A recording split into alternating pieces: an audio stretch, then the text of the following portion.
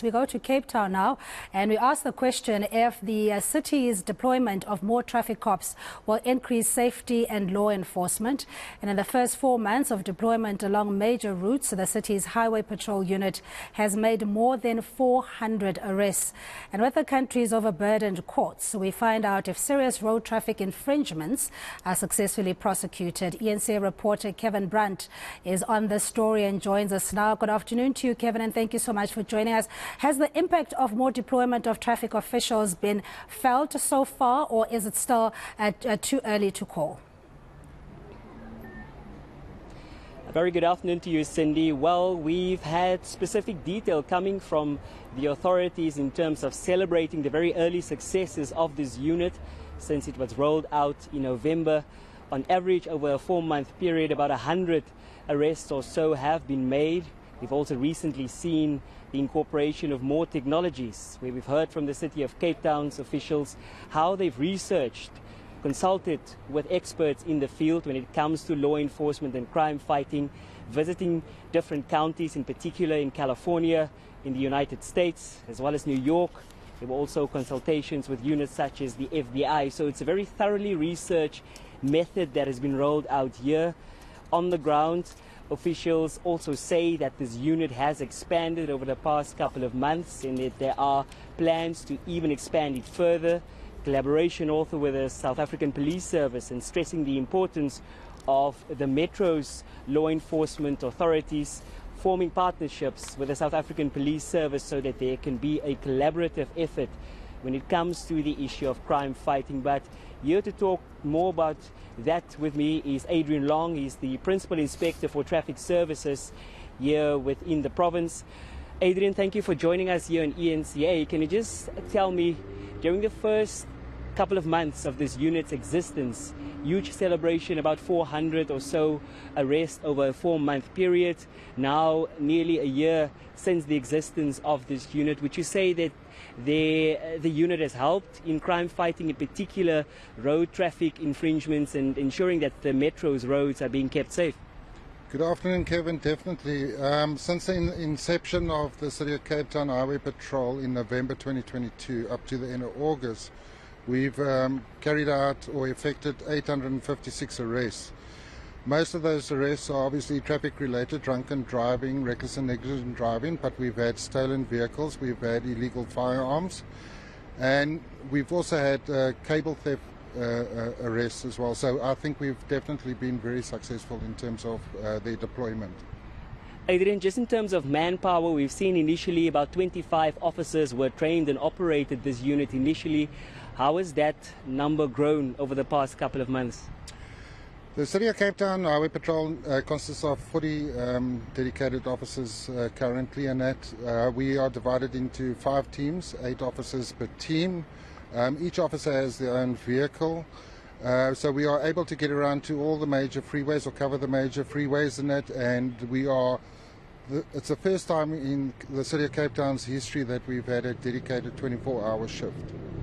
Technology has formed a very core basis of the functioning of this unit, and we definitely know from everyday life that technologies sometimes fail. Would you say that the addition and the application of such technologies like automatic number plate recognition has helped in the execution of the task of these officials? Definitely. It certainly assisted us in terms of picking up stolen vehicles. We have the automated number plate recognition system, which is fitted in every single vehicle of the Highway Patrol. The officers all have body cameras now, so they don't go onto patrol without their body cameras. This alleviates quite a bit of discrepancy between what the motorist version of events are and the officer's version of events, so it's definitely helping. Adrian, just lastly, we know that the traffic officers execute their tasks on the roads, the main roads and the arterial roads of the Metro, but eventually there must be some form of collaboration with other law enforcement entities, maybe even the judiciary, to ensure that whatever traffic infringements, fines and arrests are being made in the field eventually translates to some form of prosecution, or the perpetrator at least paying some form of fine. Do you collaborate with those entities just to ensure that the work that you carry out on one hand filters through on the other end? Correct. We're constantly in talks, negotiations meetings with the prosecutor's office. We're very involved with our meetings with SAPS in terms of the flow of the actual case docket. Once the arrests have been made, we conduct follow-ups continuously in terms of our success rate at the court. If we are not successful with a certain case, why are we not successful? How do we remedy the situation so that in the future that we can become more successful with our offence conviction rate? Thank you very much for your time, Adrian. Cindy, that was Adrian Long. He's the Principal Inspector for Traffic Services here in the city of Cape Town. He indicated that they do consult with authorities such as the judiciary as well as the South African Police Service to ensure that, their work on the ground is not futile, that there is some form of result on the other end of the scale, which normally sometimes is the case where arrests are being made, but it doesn't necessarily filter through in the courts, and also saying that they're looking at shortcomings and consulting with these experts to see how further they can fine-tune the operations of this unit, Cindy.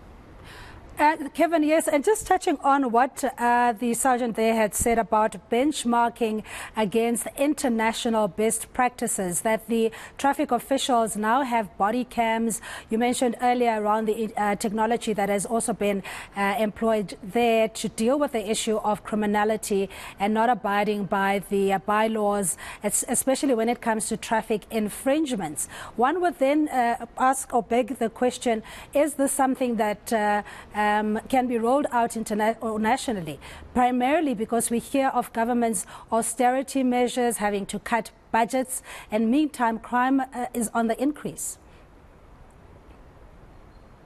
Cindy, that is the ideal coming from the officers on the ground and the City of Cape Town officials here, saying that they already, with the rollout of these technologies, but also other crime-fighting measures, they have regular meetings with the South African Police Service and saying that they are more than willing to form partnerships, take hands with entities such as SAPS, but also other law enforcement bodies to ensure that whatever expertise they gain within this field would be able to be shared not only provincially but also with the rest of the country. And that is something that JP Smith, he's the Safety and Security Mayoral Committee member here in Cape Town, at a previous media briefing said that they do share whatever expertise they pick up, also some shortcomings, to give, the other end of the law enforcement scale some tips on how to better fight crime, but definitely partnerships being formed here locally as well. The main issue for this is just to see the extent of execution thereof and how practically it is possible for these entities to roll it out within different metros. We know that there are various dynamics that change when we go from one city to the next, from one town to the next, and these will all form part of these discussions to see how they can tweak and make use of such nifty technologies to bust the perpetrators, Cindy. Yeah. Kevin, we're going to have to leave it there. And just maybe to add that, be it a legitimate criticism, fairly or otherwise, that Cape Town is very well resourced and the neighbouring townships may not necessarily enjoy as much attention, primarily when it comes to investment in not only crime-busting exercises, but generally for service delivery. But it's a debate for another day. We're going to have to leave it there. That is eNCA's Kevin Brandt reporting on the crime-fighting processes and programs in the city of Cape Town. They have a highway patrol that is informed by the best international practices as they consulted their counterparts around the world.